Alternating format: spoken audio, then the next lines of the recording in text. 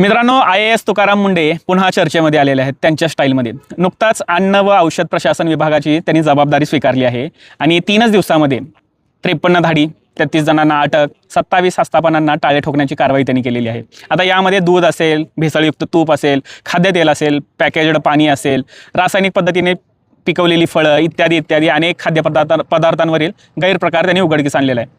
पण इथे महत्त्वाचा एक प्रश्न निर्माण होतो, तो म्हणजे ही भेसळ अचानक निर्माण झाली का?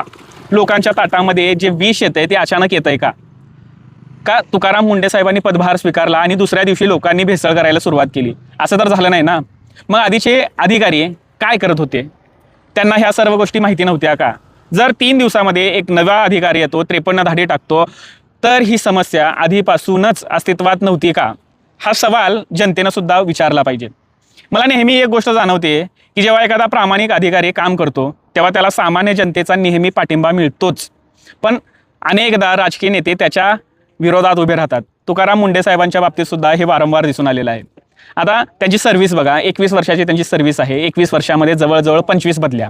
सरासरी ॲव्हरेज जर काढलं तर 10 महिने एका पोस्टवरती काम करतात आणि 10 महिन्यानंतर लगेच त्यांची बदली होते.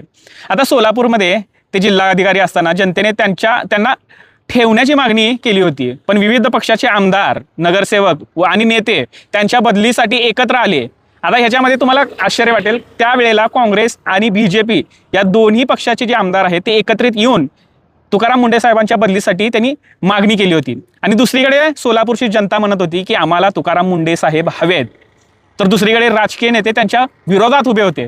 आता इथं फक्त तुकाराम मुंडे यांचा प्रश्न नाही आहे, तर प्रश्न आहे त्या व्यवस्थेचा. जिथे प्रामाणिक अधिकारी काम करू लागतो त्याच वेळेला आपले राजकीय नेते अस्वस्थ होतात.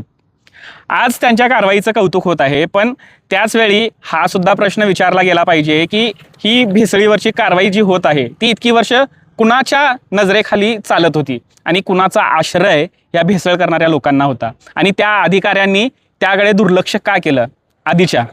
कारण प्रामाणिक अधिकाऱ्याचं कौतुक करणं महत्त्वाचं आहेच, त्यापेक्षा जास्त महत्त्वाचं आहे अशा कारवाईची गरज निर्माण करणाऱ्या व्यवस्थेला प्रश्न विचारणं.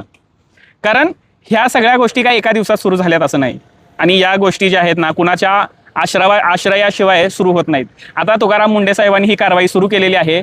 एक 4-5 महिन्यात किंवा 5-6 महिने, फार फार तर 10 महिने, ॲव्हरेज 10 महिन्यात त्यांची बदली झालेली असेल. त्यांना काम करू दिलं जाणार नाही, त्यांच्याकडे नवी जबाबदारी दिली जाईल. याच्यावर सुद्धा लक्ष असू द्या.